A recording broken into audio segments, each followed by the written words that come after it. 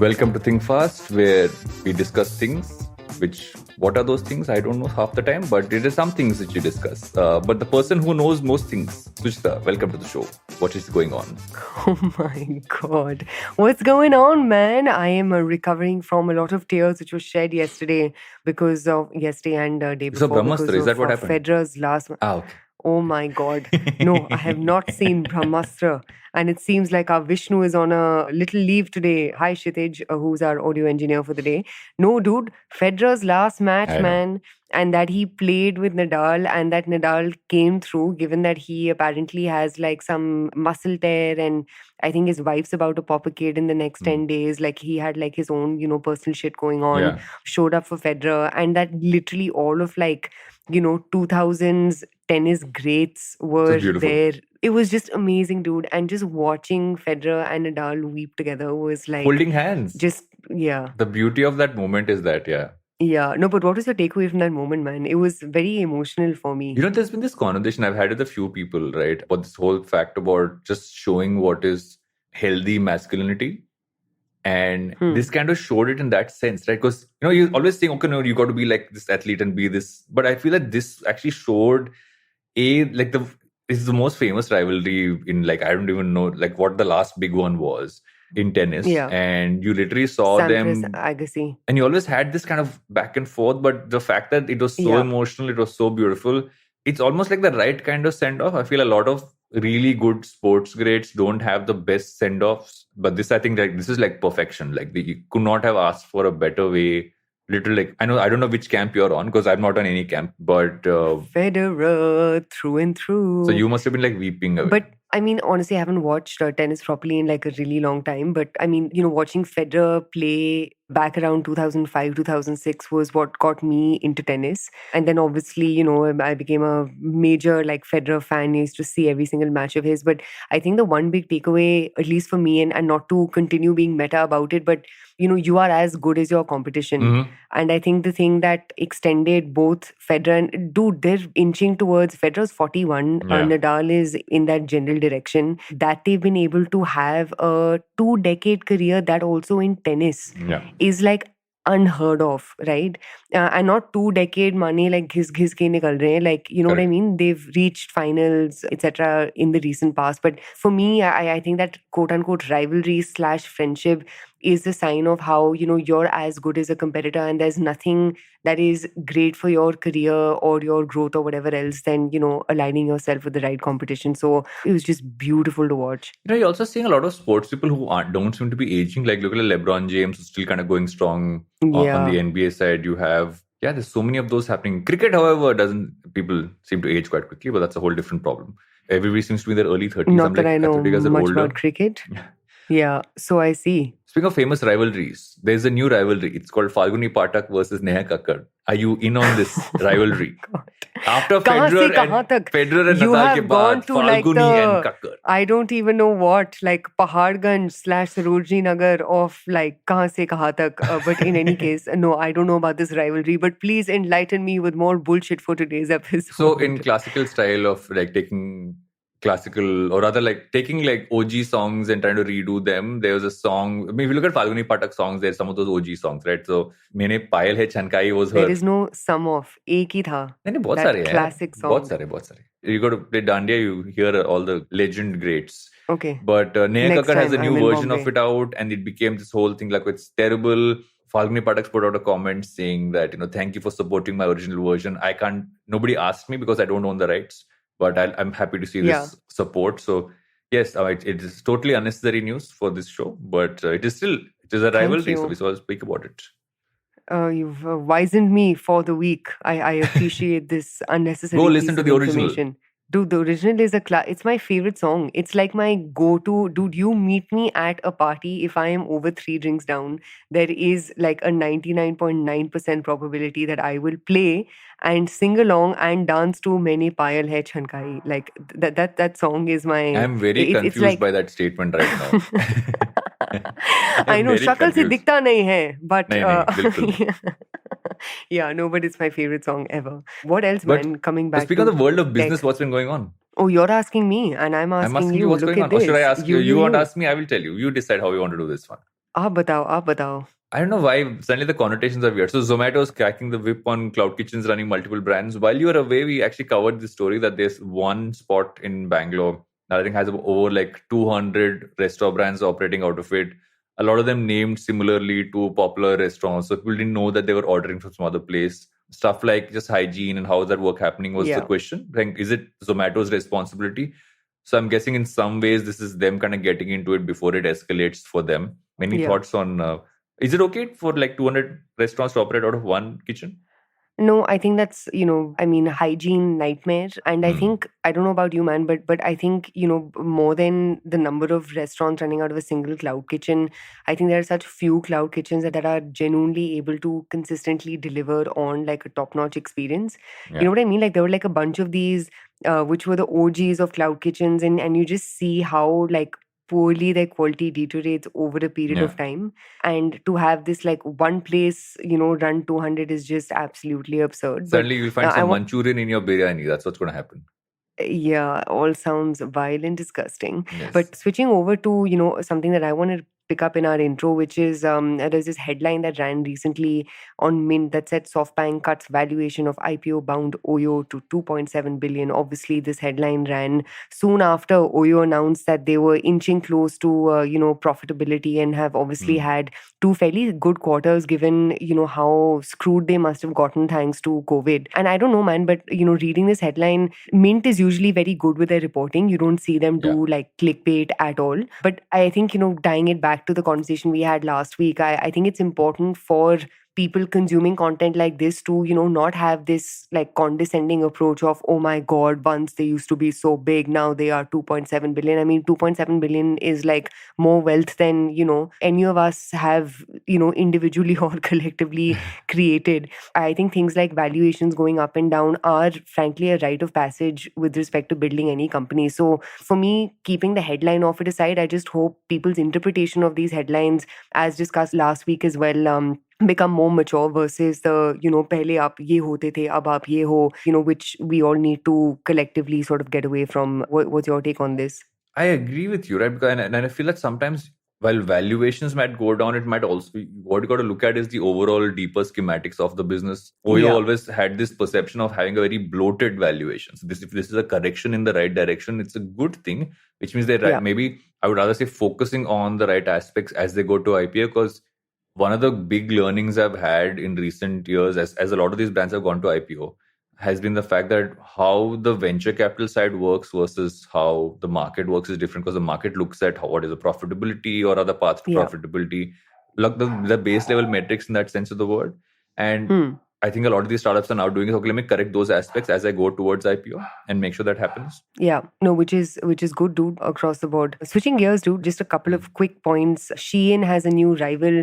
So Pinduoduo, which is this like, alpha unicorn based out of China, has launched this new app called Temu. Terrible name. But Temu has launched in the US. Brand ambassador is Temur Ali Khan.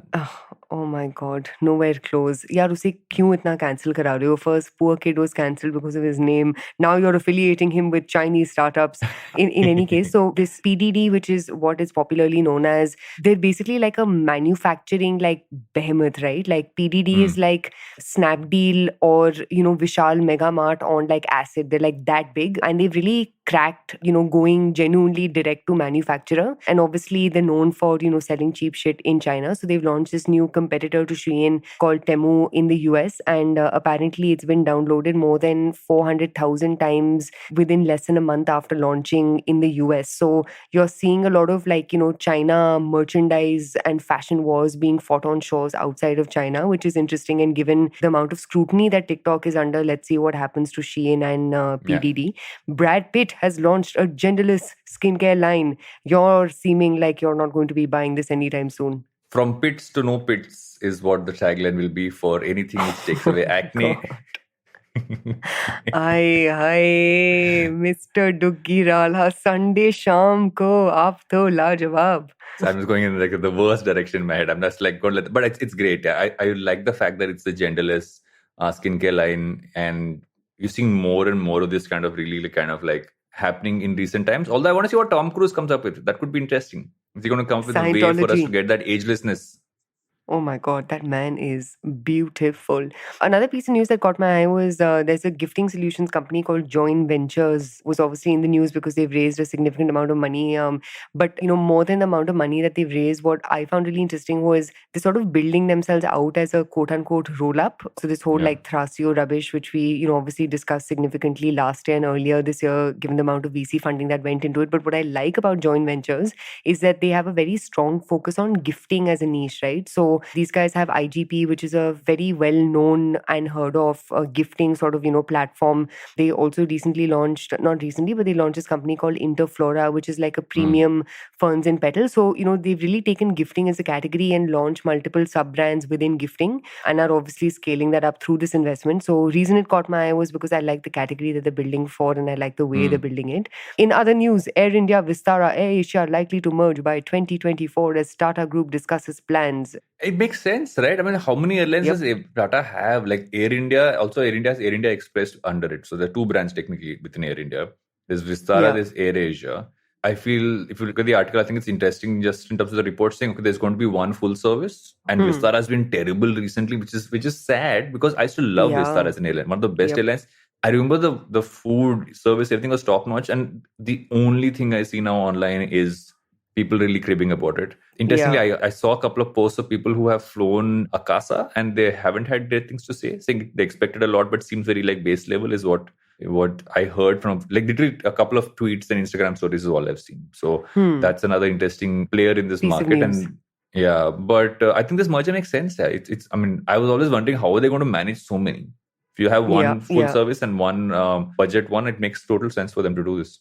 Yeah. In other news, Pepperfry to file draft IPO papers between October and December. They were in talks to file their IPO papers. I remember last year in like November, December, we guys were discussing this. So good on you, Pepperfry. All the very best. Yes. India's Reliance Retail in talks for rights of beauty retailer Sephora. This piece of news, obviously, God knows what in talks, quote unquote, means. But this piece of news comes after, I think a couple of months ago, they had announced that they were working on a platform called Tiara, which was going to be their competitor to Nykaa. Thank God. I hope they shelf plans around those names. But what do you think about this, man? Beauty is heating up. I guess also the market's really scaling up, right? You're seeing so many more of these brands coming up. I feel that there was a phase late last year, early this year, when you felt like there were too many brands in this space.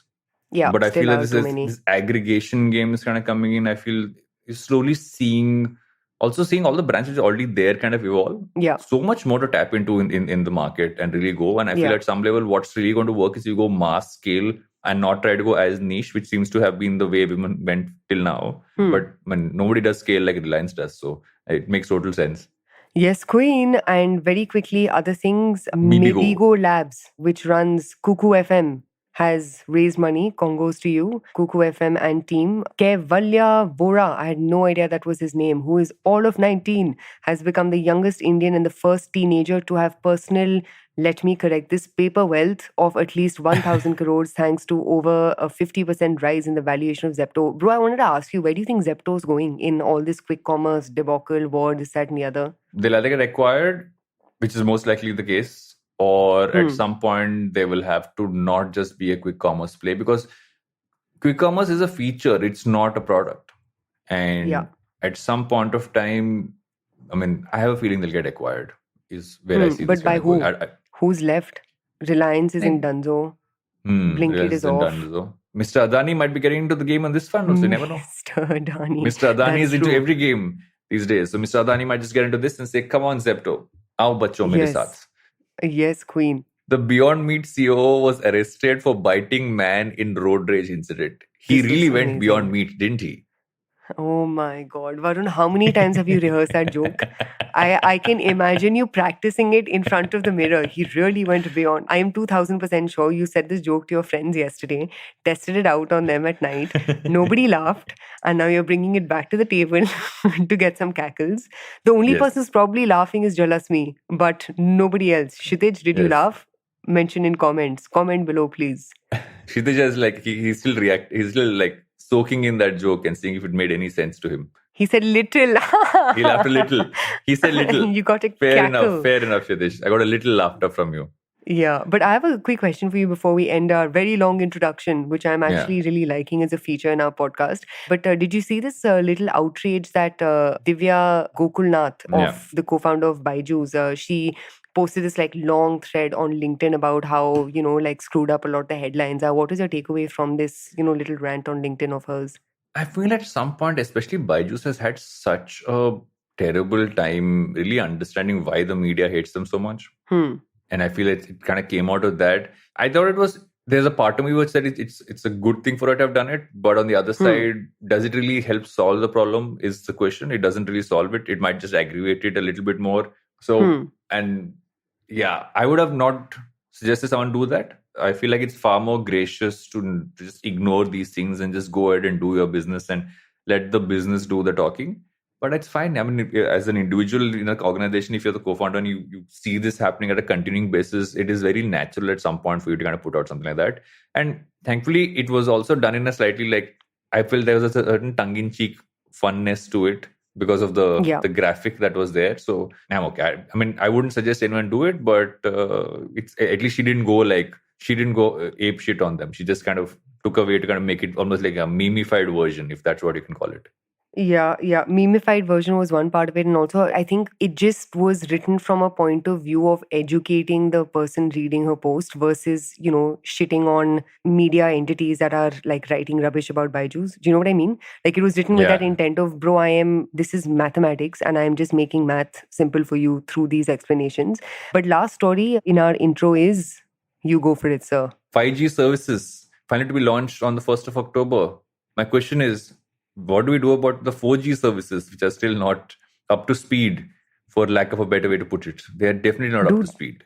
Seriously, man, it's like whenever I land in Bombay, my phone just does not work. I don't know if it's this like Airtel versus Jio, territory war thingamajig, but like my phone literally just does not work. So what's been good with Jio though, and because I am actually someone who's taken on the eSIM, I use Vodafone as my provider, still do. Vodafone, I never say Vodafone Idea, I just say Vodafone. But I have the Jio eSIM and I've realized that it's good to have both options if you can do both options, because Jio seems to work everywhere.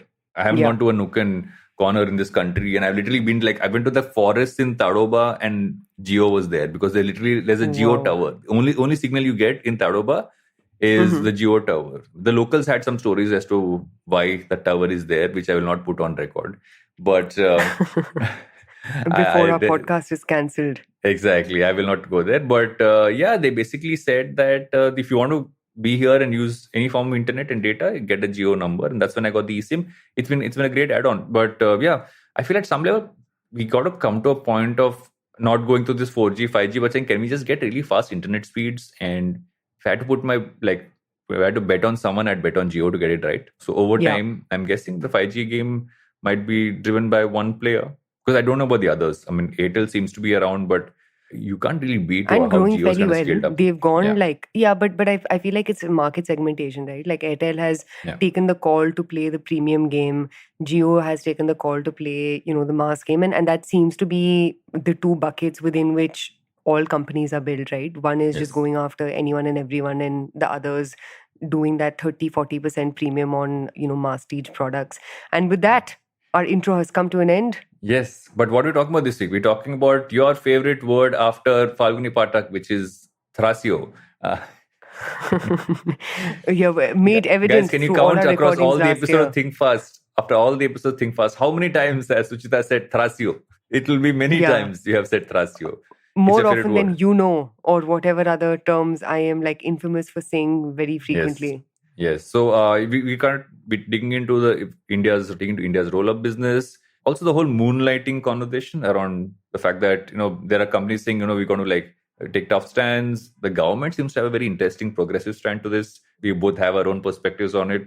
And social commerce. This is weird. It used to be very hot, but now is it even warm scenario with social commerce? We'll dig into that. And what YouTube's just done with the partner program around monetizing shorts, we'll dig into that. And but before all of that, we should take a break because we are hopefully having some advertising on the show. Because we think fast, but the ads better move slow. I don't know if that made any sense, but we'll come back after this break.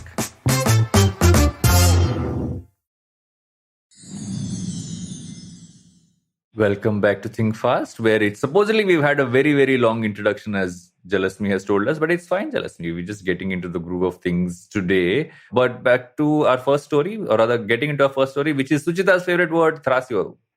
Yay! Okay, so guys, for the first story, what we're basically going to do is we're going to do a quick overview of all the investments that were made in India for India Me Too, Thrasio clones, which essentially were 5 companies as Mensa, Global Bees, Goat Labs, Ten Club, Upscale, and there are obviously a lot of other upstarts that were building within this business. There's a really interesting article that came up on the cap table, which sort of covered where each of these guys are at, how strategies have changed, who's building what, where, when, how. But if I had to ask you, Varun, what of this, I won't even say shake up, but what of this like reinvigoration and rethinking around what the quote unquote Thrasio for India should be, how much of this do you think could have been preempted before versus now? And just to, sort of give you context, everyone really seems to be clearing up their approach, their categories, the number of brands, this, that, and the other. How much of this, would you say, I told you so, or I could have told you so had you asked me on day one of building up your roll up? I feel it's not necessarily just for this model. I think across the board, when the market's kind of going up, when there's a lot of funding happening, when the focus is just grow and scale, the idea is to go as wide as possible, which is where they all went wide. Even like I think globally, look at the Thrasio market, like you're saying that's where it all went. But when you kind of go into a market which is kind of digging its heels and saying, no, 1 second, we got to focus on being profitable. We got to be more like prudent with how we're spending our money and what we're focusing on. You tend to kind of tighten shape up. It's I call it the cycle of the market as it kind of keeps moving. So it makes sense they're going in this direction. Could they have done it sooner? Yes. You shouldn't wait for the market to tell you what to do. You should be able to kind of preempt these things and do it. But there are too many factors that play in most cases for founders and for people running these businesses. But I'm happy they're doing it now because this is a model which you can't write off. It makes sense to have a Thrasio-esque model, but is there the best case or what is the right way to do it hasn't been kind of found yet, is what my belief has always been about it. Because roll-ups are a smart way to kind of build this one up. But what is the right way to do it is still a question which I still don't have full clarity on. Do you think that's the right way to do it? So, I remember in the first couple of episodes that we discussed, and without going into details, someone from like a VC fund that invested in one of these Thrasio Me Too type companies, they had reached out to me for, just inputs on what direction is this heading in India, what are the challenges that one is likely to face, given that the business of roll-ups is a lot about acquiring small emerging brands, giving them the capital, expertise, infrastructure that they need to scale. And when I was, going through this cap table article, not to sound cocky AF, but but literally like what was playing in the back of my head was, I told you so, I told you all of these would be, issues that come up. Because as like interesting as this whole business of Thrasio in the US, which by the way, and we've discussed this in previous episodes, even in the US, all these Thrasio Me Too's are like, 30 of these companies that again raise a shit ton of VC money. All of them are going back to the drawing board and are rethinking what they're building. In fact, Thrasio itself has seen a significant write-down in terms of their valuation over the past couple of months. Obviously, one part of it is because global markets are correcting themselves and, anything that's happening at a macro level ends up percolating to different types of companies and organizations.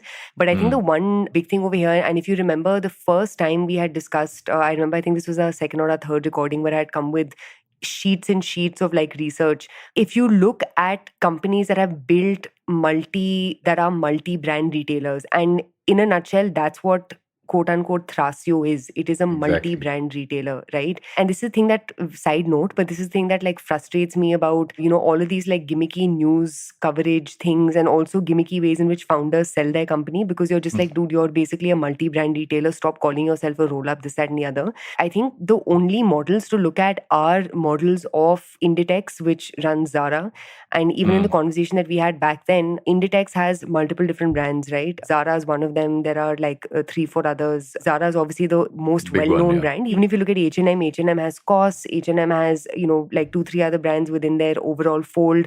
Dude, just building one brand is so tough. And it's not just because building a brand is tough. It's because everything associated with building a brand, whether it's supply chain, manufacturing, infrastructure, finding the right offline retail stores, scaling those offline retail stores, you know what I mean?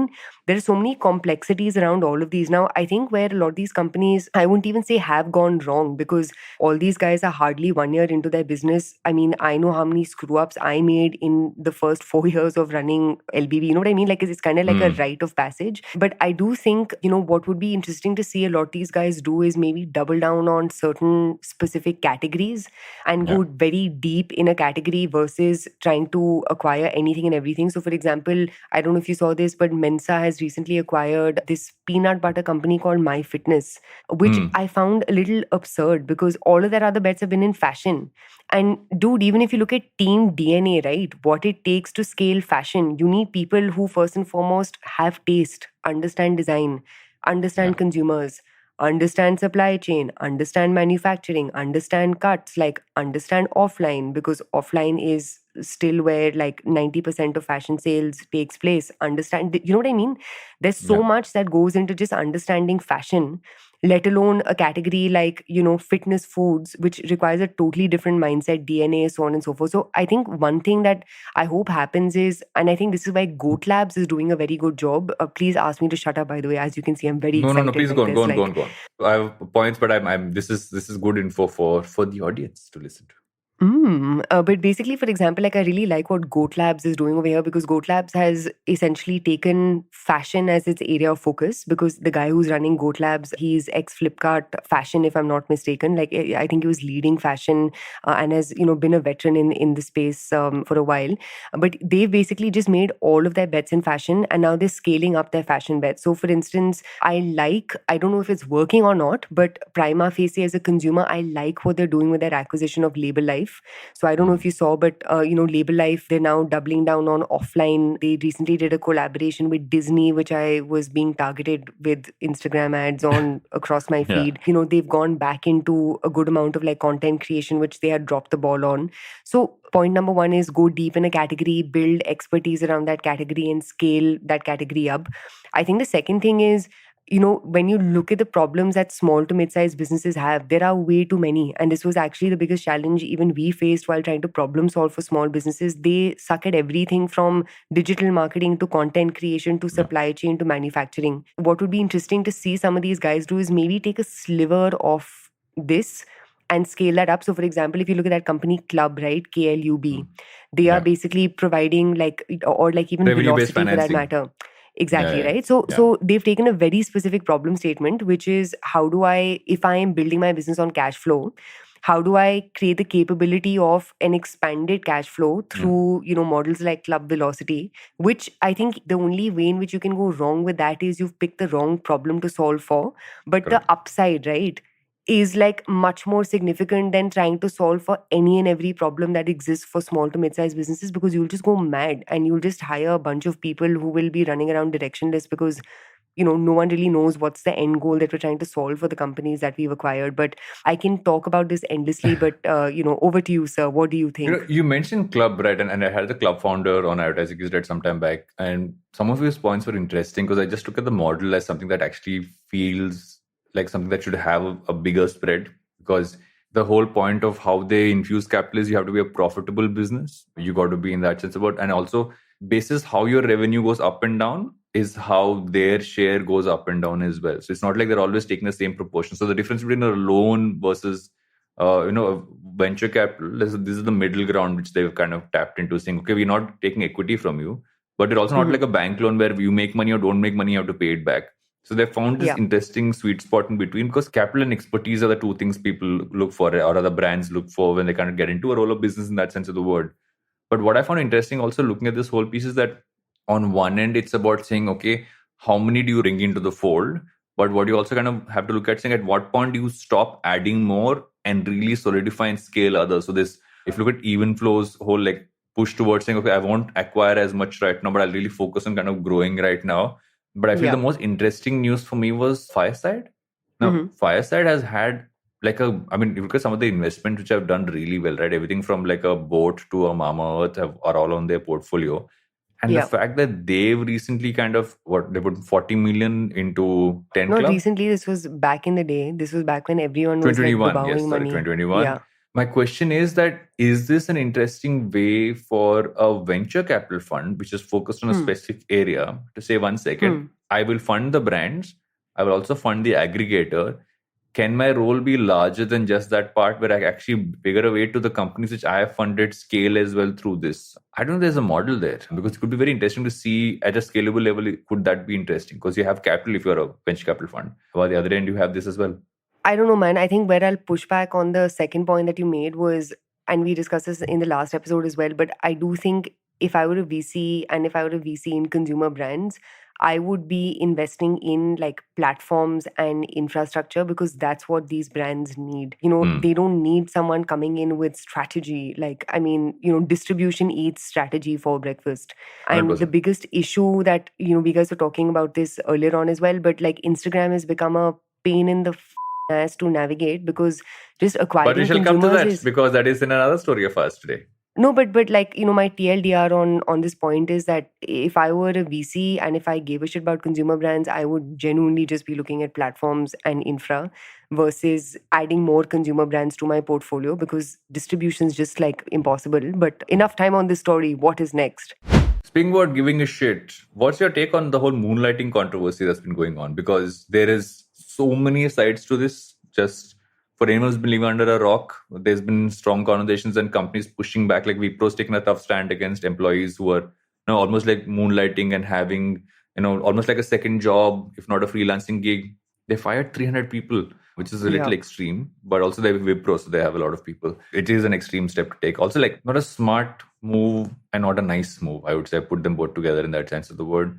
But it's been a topic of conversation. Recently saw something which the government kind of saying, Chhankar, who's the Minister of State for Electronics and IT, he said he recommends the tech industry to not try and suppress side hustles. What's your take on side hustles and moonlighting? So generally, I'm a big fan of side hustles as long as you're like upfront about your side hustle. And, we've spoken about this briefly before, but like, for me, Think Fast is a side hustle. Sure, it's like close to no cash money, but, it is an interesting way for me to two things: understand the world of creators and understand how tough or easy distribution can or can't be. But the second thing is it's also a way for me to like process what I'm thinking, right? Which you can see in my multiple rambles across like multiple episodes on multiple things. But I think I am like all in for side hustles, but I do think it's really important to be upfront about what you're engaging in with your employer and work with the assumption that your employer may or may not have the organizational maturity to quote unquote handle your side hustle. And really what I'm getting to is, dude, there are like, for people who are listening to this episode and for people like you and me, right, there are enough opportunities that can give you the degree of flexibility that you want. If you are choosing to work at Wipro, whether you like it or not, you need to work by their rules. And if their rules categorically say that moonlighting is not an option, moonlighting is not an option. It's that simple. Find a place that floats your boat. So my takeaway from this is, in the grander scheme of things, I'm all for it. I do think supplemental income is needed in a country like India, where especially for your more entry level jobs, you don't see salary growth beyond that 6 to 8% year on year, right? I'm assuming that's what it would be even at a company like Wipro for that mass of jobs that they have. But I think the thing that I find a little funny is when English speaking very like elite folks on Twitter make a debate out of this, because you're just like, dude, I mean, this first and foremost has zero ramifications on your life. And second, like, there are enough options for people like you and me, man. It just comes down to what you want to choose. But you go ahead, sir. What do you think about this moonlighting cacophony? At the base level, there's a few things, right? I'll talk about the simple fact that even when I had my first job at MTV and then at Channel V, was there a side hustle constantly? Like when I was working with Channel V, I would go shoot gigs for like, where there were bands playing and stuff and make whatever money from that and stuff like that. And I have friends who've done design, made websites. That's always been a thing. Most companies say as long as, like I said, doesn't affect your job, your primary job role, it's fine to do. But I feel the pandemic kind of gave it another layer, is that people realized they could sit at home and literally do two full-paying jobs, especially tech workers. And the problem now is, as you kind of think, okay, come back to work or come back to the office, a lot of them don't want to give up on that structure they've built for themselves. And I feel it's tech more than any other place that has this problem, because it's very easy for someone who's like a legit coder to sit down and say, 1 second, this makes sense for me. I can do multiple things. I am not in any way not doing my job to the T. So maybe some of those rules have to be rewritten. There are some jobs which you can't do 2-3 of those. I mean, there are ethical reasons. Let's say you're in sales, right? That's an ethical problem. Let's say you're in a creative, even creative teams can kind of do that part. I know there's enough freelance that happens on that front. But can you hold two jobs? You can't. Technically, by law, you can't be employed in two places. So you got to kind of understand that, and not just like, again, the same thing, right? You go to the headline and look at the headline and you push back. But by law, you cannot hold two employment contracts. So if you want to do two things, one is your job, one is your side hustle. And at some point, some of those rules have to be written by companies, is the way to look at it, if you ask me. But would I really push back and say, don't, like, fully outlaw it? No. Would I say that everything goes? Also no. But you as a company have to understand this is the way the world is functioning now. You can't totally turn around and say, I will fire everybody who I know even has a side hustle. That just shows, like, it has a culture ramification. It also has a talent ramification. People might not want to come and work for you. So you got to think about that before saying this. And with that, on to the next. Yes, on to the next. But before that, we shall take a break. Because for some reason, my dog seems to be looking at me like, what are you doing on a Sunday, dude? I'm like, wait, Lulu, can you relax and not scratch the door? But so while I deal with Lulu, guys, we'll take a break and come back on Think Fast.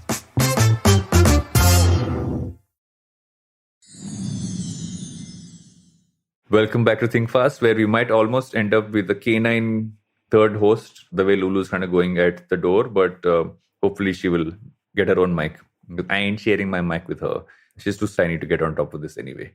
But what is our next story? What's the next story? We've gone moonlighting, we've gone this. But, oh yes, this one. Both of us have had many side conversations about how social commerce, the ones, like, this is the future of everything commerce, now seems to be like one of those like small side conversations where everybody's like, okay, this was fun. Maybe it was good, but no, I don't want to do this anymore. Yeah, I mean, so much on this, and also, like, nothing at all, given it seems like we've been talking about this, endlessly for the past couple of months, because there have been so many updates at, Instagram's end. TikTok, of course, as we know, has pulled out from the US and from certain European countries for them with respect to their experiments around shopping on TikTok. Instagram Shop, which was touted to be the Amazon killer, and I remember, all of those like glaring headlines of Amazon's going to eat its breakfast for whatever. Instagram's going to eat Amazon's breakfast. They were all over the headlines, right? And obviously all those conversations have quelled down, because guess what? Everyone has realized that there is this fundamental way in which the world works, which is consumers and sellers and brands look for jobs to be done. And the job of social platforms and the job of commerce platforms usually peak very different points of consumers' areas of interest. And there is this dream, right? It's kind of like the super app dream. So super apps, from the Paytms of the world to Bharat Pay, maybe not so much, but remember Tata Neu? Tata Neu, yes. Everyone tried to launch. By the way, whatever has happened to Tata Neu? Side news, but like, have you heard anything? Yeah, and there's like no marketing for it either. But in any case, for me, this whole thing of see what an influencer is wearing and buy it immediately, and the concept of super apps seem to be in the same bucket, which is like they just do not exist, because different consumers have different needs. And this whole thought of all things impulse purchases, or like impulse purchases through social, has just not played out anywhere at all. And for those who have just joined into Think Fast in the more recent couple of weeks, go back and listen to our like second, third, fourth episode, because we had this long conversation on Wish versus Instagram versus Pinterest versus like Pinduoduo. And I think the general consensus was what makes the consumer want to open Instagram is a very different impulse and instinct than the behavior, on Amazon. But before I get into my, extended thoughts around all things social commerce, aap bataiye. So Instagram's going through this weird phase, right? It's been going through this for the last, I would say, couple of years or so. Is as TikTok kind of grew and Instagram realized, okay, one second, for me to survive as a platform, I need to go in that direction. But the hardcore Instagram user was used to a certain way of things functioning, and shopping had become a part of that. Like I still feel Instagram's a great place to discover brands. I still discover a lot of brands off Instagram. But at some level, do you need to complete the cycle there itself was a question, which I feel they kind of answered for themselves now by saying, okay, where are we focusing our energies is to take that entire short form video piece, really scale that up, because that's where everybody is going. Like we're going to get into later about how YouTube's getting into it and scaling up as well. But that is the way the world is working. And even if you look at how short form is leading to like larger, longer videos working and all those other formats scale up, it's become the trigger point for everybody. So it makes sense that Instagram say, okay, let's not like focus on 50 things. Again, let's refine down. So our focus is on short video. Our focus is on getting that right, looking at how we evolve stories, looking at how we move to a recommendation engine based platform rather than a follower engine based platform, which is where again all platforms have gone, right? Everything is now on the algo feeds you content. You don't necessarily just choose who you get content from anymore. And I feel that because they're doing so many of those things, can they also do commerce and scale up and kill Amazon? I mean, is that a battle you really want? And while Mr. Zuckerberg is in the metaverse, Instagram's focusing on saying, let's focus on these areas. And you hear this from brands, right? The number of founders you speak to who say that performance marketing, especially on a meta product, has become tougher in recent years, is a fact of this. And also the fact that the whole cookie piece that kind of happened and tracking kind of being pushed down. So I feel that also could have been a factor to them pulling back because they're not able to share as much data, not able to target as well as you could before. And rightly so at some levels because there has to be some form of privacy controls on that front. And so it makes sense. Is social commerce dead? I would say social commerce is a discovery engine. It's not a purchase engine for brands. It's the way I look at it. Yeah, and just getting into definitions, right? Like social commerce is not a business model. I'd like written a post on my Medium a while ago about this, but B2C, B2B2C, B2B, like I get these constructs. But, the way social commerce was also defined was so loose because social commerce basically was touted to be purchasing through your peers, right? So basically, I am inspired by a peer or someone who I'm, following somewhere.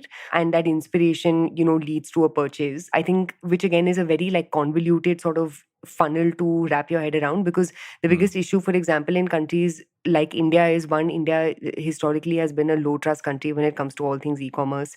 Second, merchants and sellers unfortunately end up being, low trust categories of internet characters to purchase with because there have been so many issues and complaints. And I think this is why even Shopify in India will run into a bit of a wall is you could buy from a direct to consumer brand, through their Instagram channel, this, that, or the other. But what are the chances of that order reaching you efficiently, fast, and at the best price and at the best time? I'll give you a really small caveat over here. I recently got introduced to the wonderful world of Amazon Prime. Like I'm not a Prime customer at all, but through, whatever he signed me up on his account. You were late onto this bandwagon. Extremely late. And dude, I've lost my marbles like buying dumb shit on Amazon just because it gets to me so freaking fast, right? Yeah. And that's what I mean. Like the motivation to purchase for consumers is very different from motivation to inspiration. And if you look at any American platform, whether it's Snapchat has built a great business, but it's built it off of brand advertising, not even performance marketing.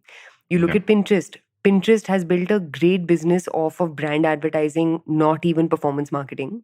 And, closing the loop with the conversation that we had about Instagram, we've discussed this before, but I think the biggest challenge Instagram has today is like an identity crisis, right? What are we building? Are we building a creator platform? Are we building an engagement platform? Are we building a reach platform? Or are we building a commerce platform? Because then everything from your customer experience to the way your teams are designed to the way, to the kind of projects you chase are dramatically and drastically different. And I think this is where Instagram's paradox lies because it's almost like they're like desperate to move out of this, sort of reliance on advertising revenue.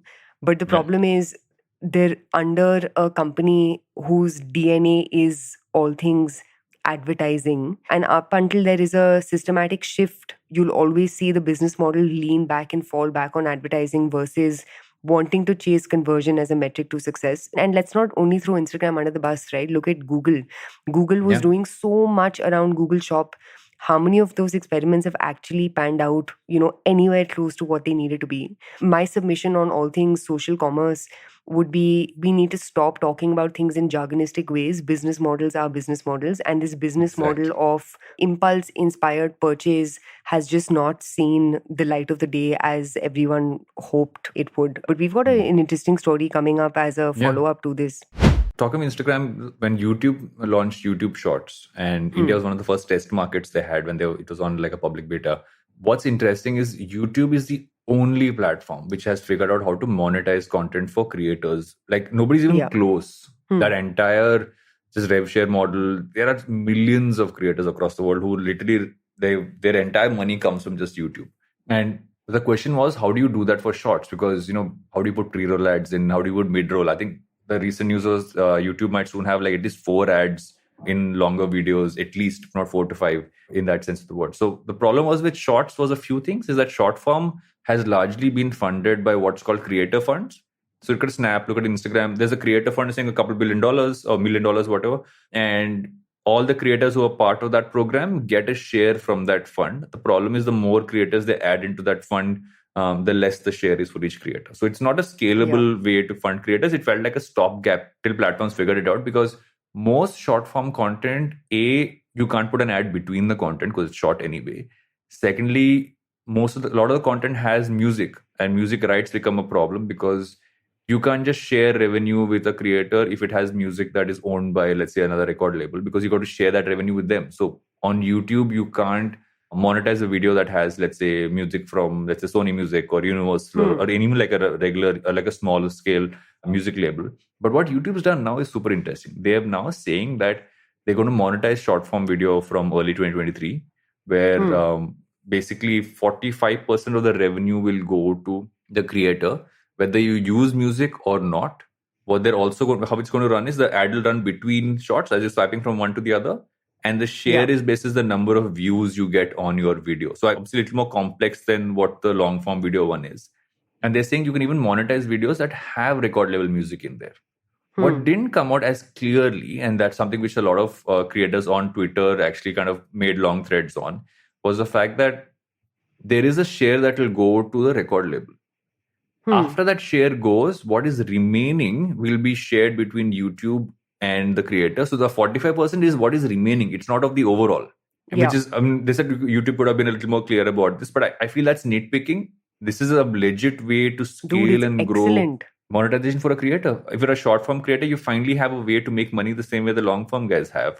So I think it's definitely a step in the right direction. This issue, they could have been a lot more clearer about it. And unfortunately, because they got Colin and Samir, the two creators, to announce this for them, Colin and Samir have gotten a lot of DMs saying, guys, you weren't fully truthful about this. They didn't talk about this. So they've put up a YouTube shot today talking about that part and clarifying it as well. So yeah, my long explanation of this is done. Now, what's your first level thoughts? So I have a quick question for you. On TikTok, TikTok doesn't pay its creators, right? In the form of advertising revenue share. It's, I know it's still from a fund as much as I know. They're not as, it's not a refined product mature, the same way YouTube's is. Yeah, not mature product. Yeah.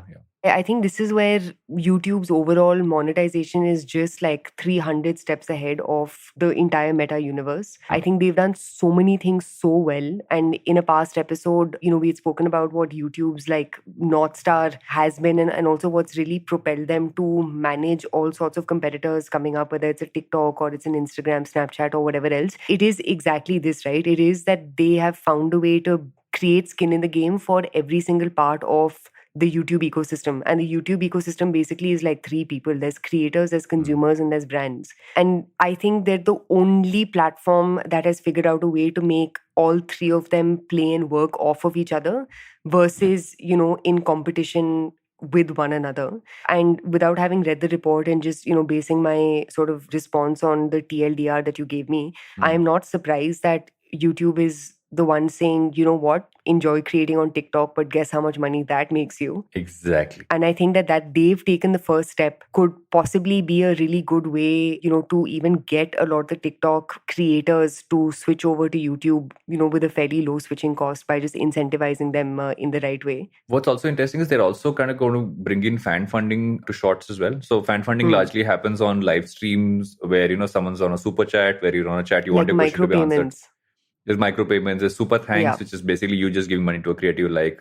Super stickers and channel memberships. Even all of that is kind of coming in later, I think, in 2023.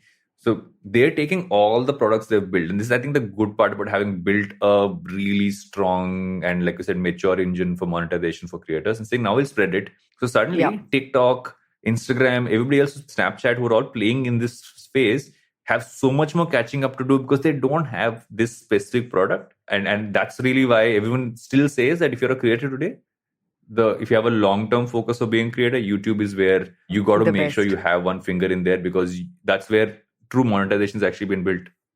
One is true monetization. The second also is true like audience retention. I don't know a single creator who doesn't bitch and moan about how horrible Instagram is after you hit a certain scale. But Yeah. I also don't know a single creator who bitches and moans about, their ability to reach their consumers through YouTube. Do you know what I mean? Like I don't know a single person who has more than 1 million followers who said, oh my God, YouTube is like cock blocking my handle. And I think that's the great thing about their platform, where, consumers, creators, and brands are almost given like an equal pedestal versus, sorry, but on platforms like Instagram and even TikTok for that matter, where creators genuinely are second class citizens, even though because of creators are the reason why, consumers use platforms like Instagram and more. I don't know, man. I think Instagram has really somewhere, I don't want to say fallen apart because it's such a large and such a great platform, but I think Instagram somewhere has like really lost it. I just think they have an identity crisis. Like they don't know who they stand for. They don't know what they stand for either.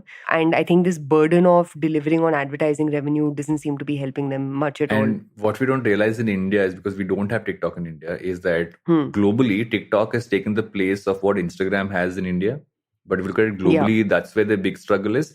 Instagram became the platform for celebrities. And at some level, I think there was an interesting conversation the other day online which said that the top 10 creators, top 10 followed people on TikTok was top 10 followed on Instagram. All top 10 on Instagram will be celebrities. All top 10 on TikTok will be creators, which is a great way to kind of compare that aspect of it. But Varun, I think this goes back to like the point about that we were talking about earlier, right? Airtel versus Jio, which is, why can't Instagram just embrace being premium? I don't get it. Like, why don't they have? So, for example, because they're a mass YouTube in India. platform. Yeah, but they don't. I mean, Instagram doesn't have to be the mass platform, right? Like they could acquire something else or like build something else which brings that mass into the overall like scheme of things. But wouldn't you say that's a problem with Meta in general? I think across the board, that's been a problem with Meta, saying what is Facebook's role anymore as a platform? What is Facebook groups doing? What I feel all their products have this question, apart from maybe a WhatsApp, which is the only one which I feel is still kind of stuck to its core capability. The question is across the entire suite. Yeah, no, 100%. And also, dude, like WhatsApp can afford to be mass because it's a freaking messaging platform, bro. Like their business, because you're in the advertising business also, you know that there are two types of platforms, right? You either go down like the Condé Nast route or like, the route of like The Verge and the likes, or you become like Navbharat Times.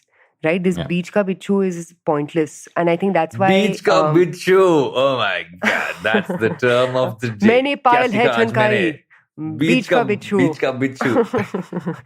No, but like, dude, like think about it in the Indian context also.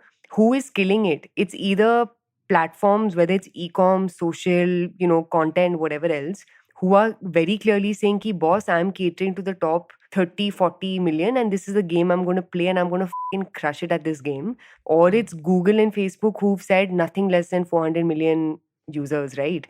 The people who are going nowhere, which is a lot of the video commerce / like short video TikTok clone type platforms in India, are the ones who are in this awkward like 60 million, like na idhar na udhar, no so premium where the premium advertisers want to spend money on me, no so mass where the massiest platforms want to spend money on me. So this like messy middle is where things seem to be really getting screwed up, where Instagram seems to have landed itself. So I'm at Instagram's Creator Day this week. I'm going for a few pieces, and let me just like, it'd be good to have a chat with them to understand what they're looking at. I'll come back with some info before our next recording. Gossip for next recording. Info. Yes. But this episode has gone over an hour, as Jalasmi has told us. Fine, Jalasmi. We'll go for a break. We'll come back with recommendations.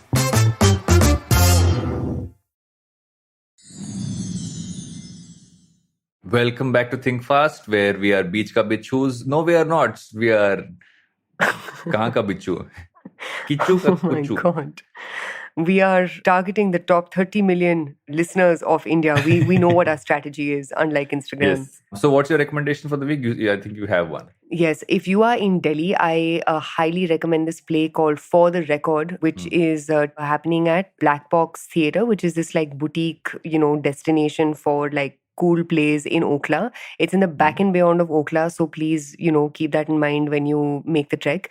But this play is freaking phenomenal. It's been built and created by some of like the, a millennial theater stalwarts of the Delhi theater scene. So like there's this, a popular sort of theater group called Tadpole Repertoire, and there's another one called The Crow. So whatever. So basically like a lot like the really cool theater talent in Delhi has, come together and put together this play. It's based on true events, and it's a very thorough, thoughtful commentary on culture. There's this one line from the play which says, which in a nutshell basically says that the enemy of culture is not dissent, it is nostalgia.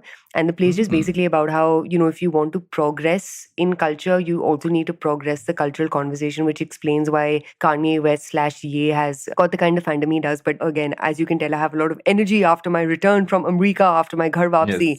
But if you're in Delhi, go watch that play. It's on till next week, Sunday, and it is a delight. What is my recommendation? I actually have gotten onto a show surprisingly late, which is Miss Marvel, the Marvel show. Yes. Yeah. And I found it so refreshing to see a show, taking away the fact that it's a Marvel show, but it's a show which has South Asians that is almost been created by a South Asian. You can make that out very clearly. It's not, and my recommendation is actually go searching on, let's say, Spotify, anywhere you listen to music to. The album of Miss Marvel is a fabulous collection of tracks from the show. A lot of nostalgia there, a lot of like fun tracks as well. So, watch the show if you haven't, because it's just lovely. And find that album, listen to that playlist of Miss Marvel. Hooray, Vataj, lovely. And with that, और इसी के साथ हमारे Sunday का programming, अच्छा नहीं, आप लोगों का वेडनेसडे का प्रोग्रामिंग खत्म. I shall go back to figuring out what has happened in my child's diaper, and you can continue with your Sunday plans. This is what happens when you choose to not have children. You can chill out. No projectile poop in your radar. No one is shouting on me today. Projectile poop, right? Like, guys are putting a record. Kids have projectile poop. If you aren't careful with the diaper, that shit really flies. That explains your glow today, Varun. Must be some tutty face mask. Beach ka Byju and tutty face mask. The two takeaways from today's episode, guys. Please write to us #tuttyfacemask or #beach ka Byju, which is your favorite. Please let us know on Twitter, @VarunDuge, @Suchita on all platforms. Welcome. Lovely. Or welcome. Thank you for listening to Think Fast. We shall see you on the other side. Bye. Bye.